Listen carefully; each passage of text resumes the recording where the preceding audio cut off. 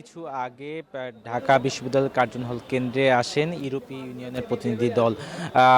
এই আসনটি মূলত ঢাকা ৮ আসনের মধ্যে পড়েছে এই কার্জন হলের কেন্দ্রটি। এখানে তারা এসে কার্জন হলের ভেতরে কেন্দ্র পরিদর্শন করেন এবং ভোটারদের উপস্থিতি দেখেন এবং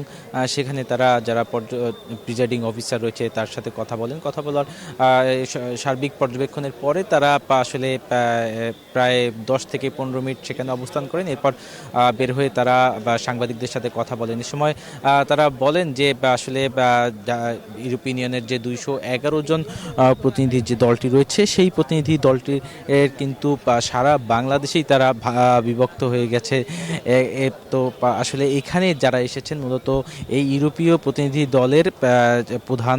এবং উপপ্রধান তারা দুইজন মূলত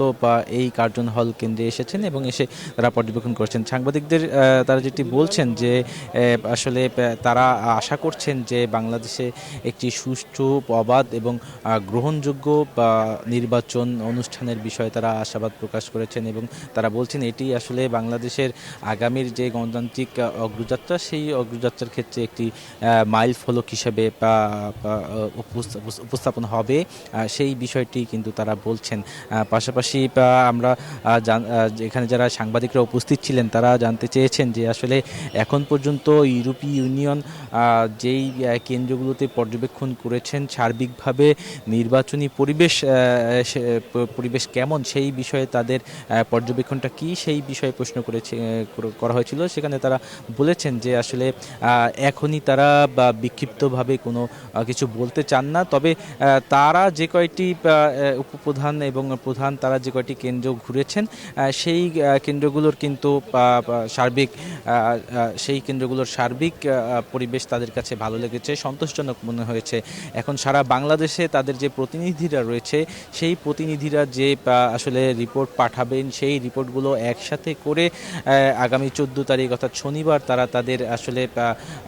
যে মূল যে পর্যবেক্ষণটি এই ত্রয়োদশ জাতীয় সংসদ নির্বাচন নিয়ে সেটি তারা প্রকাশ করবেন আনুষ্ঠানিকভাবে, সেই কথা এখানে সাংবাদিকদের কাছে তিনি জানিয়েছেন। তো এই ছিল এখন পর্যন্ত আমার কাছে সর্বশেষ সংবাদ। নতুন সানসিল্ক ব্ল্যাক শাইন, তাই গ্লাস শাইন, ঝলমলে শাইন করো, গ্লাস শাইন করো। গুলশানে এই মুহূর্তে শান্তিপূর্ণ পরিবেশে এই ভোট অনুষ্ঠিত হচ্ছে এবং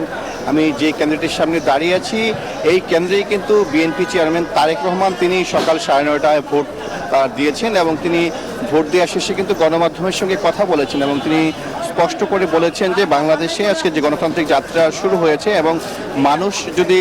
রাস্তায় নেমে এসে এবং ভোট কেন্দ্রে এসে ভোট প্রদান করে তাহলে যে কোনো ষড়যন্ত্র কিন্তু মোকাবেলা করা সম্ভব হবে এবং তিনি বিএনপির জয়ের ব্যাপারে আশাবাদী সেটি বলেছেন এবং তিনি বলেছেন যে বিএনপি যদি ক্ষমতায় যেতে পারে তাহলে বাংলাদেশ পুনর্গঠনে কাজ করবে এবং তার সঙ্গে কিন্তু তার স্ত্রী ডাক্তার জুবাইদা রহমান এবং তার কন্যা ব্যারিস্টার জাইমা রহমান সঙ্গে ছিলেন এবং এরপর থেকে কিন্তু আমি লক্ষ্য করেছি এই কেন্দ্রের মধ্যে কিন্তু মানুষ ভোট দিতে আসছেন এবং শান্তিপূর্ণ পরিবেশে কিন্তু তারা ভোট প্রয়োগ করছেন এবং এই কেন্দ্রে জামাতের যিনি প্রার্থী রয়েছেন তারও যেমন এজেন্ট রয়েছেন এবং ধানের শীষেরও কিন্তু এজেন্ট রয়েছে এবং আইনশৃঙ্খলা পরিস্থিতি খুবই স্বাভাবিক রয়েছে এবং সকাল থেকে এখন পর্যন্ত এই কেন্দ্রে কোনো ধরনের অভিযোগ পাওয়া যায়নি এবং যারা ভোট প্রয়োগ করেছেন তারা বলেছেন যে দীর্ঘ 17 বছর পর তারা এখানে শান্তিপূর্ণ পরিবেশে ভোট দিতে পেরেছেন এবং এই পরিবেশটিকে তারা বলছেন যে একটি অত্যন্ত ইতিবাচক পরিবেশ এবং তারা বলছেন যে আসলে এই সুষ্ঠু নির্বাচনের মাধ্যমে যে প্রার্থী বিজয়ী হোক না কেন তারা চাচ্ছেন যে শেষ পর্যন্ত এই উৎসবমুখর পরিবেশেই আজকের ভোটটি অনুষ্ঠিত হোক এবং ভেতরে যারা দায়িত্বে রয়েছেন বিভিন্ন প্রার্থীর পোলিং এজেন্ট এবং প্রিজাইডিং অফিসাররা তারাও বলছেন যে যারা ভোট দিতে আসছেন তারাও কিন্তু তাদের যে দায়িত্বশীল আচরণ করছেন, সবাই আনন্দমুখর পরিবেশেই ভোট দিচ্ছেন, কোনো বিশৃঙ্খলা করছেন না এবং আইনশৃঙ্খলা বাহিনীর সদস্যরা তারাও জানিয়েছেন যে এখন প্রায় 4.5 ঘন্টা অতিবাহিত হয়েছে। এই 4.5 ঘন্টার মধ্যে এখানে কোনো ধরনের অনাকাঙ্ক্ষিত ঘটনা ঘটেনি এবং যারা সাধারণ মানুষ রয়েছেন তারাও তাদের দায়িত্বটি মেনে এবং সুন্দর পরিবেশে তারা কিন্তু ভোট প্রদান করছেন এবং বেলা বাড়ার সঙ্গে সঙ্গে কিন্তু ভোটারের উপস্থিতিও বেড়েছে এবং